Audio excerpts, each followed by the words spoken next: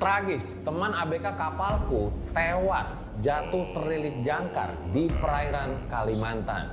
Jadi guys, ini lagi viral banget di podcast RJ5 dan seperti biasa ceritanya nggak ada gue tambah-tambahin.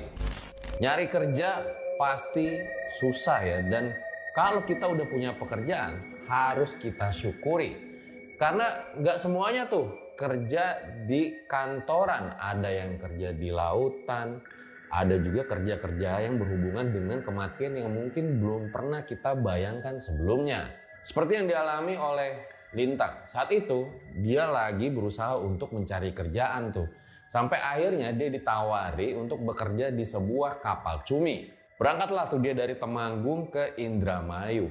Akhirnya setelah melakukan proses rekrutmen, diterimalah si Lintang sebagai ABK kapal cumi yang harus melakukan marine adventure itu selama kurang lebih berbulan-bulan di kapal. Berangkat dia ke Jakarta ke Muara Angke. Disitulah dia ketemu kapten kapal sama yang punya kapal. Ternyata itu orang dari Cina.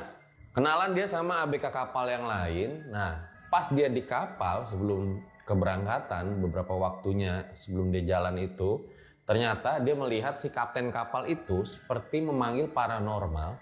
Lalu dilakukanlah ritual di kapal. Ritualnya itu kayak ada air cucian beras, kunyit, rempah-rempah itu ditabur di kapal. Sebagai orang Jawa, si Lintang tuh mikir kayak, ini lagi ngapain ya? Gue nggak pernah tahu nih ada ritual ini sebelumnya.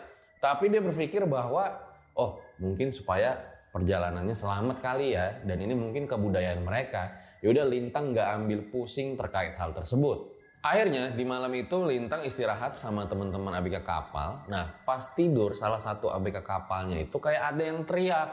Kayak ketakutan gitu lah. Tapi pas ditanya sama Lintang, lu kenapa gitu? ABK kapal itu hanya bilang, oh nggak apa-apa. Sampai akhirnya si ABK kapal yang teriak tadi, yang seperti gelagatnya aneh itu, tiba-tiba minta izin mau beli rokok di warung. Yang posisi warung itu kalau dari kapal jauh ya, karena harus ngelewatin sekitar belasan kapal lainnya. Ya udahlah, akhirnya Lintang juga nitip rokok tuh ke dia. Singkat cerita, keesokan harinya tuh pas pelepasan tali udah mau jalan, ternyata ABK kapal yang beli rokok tadi di warung kabur dia. Nggak tahu alasannya kenapa.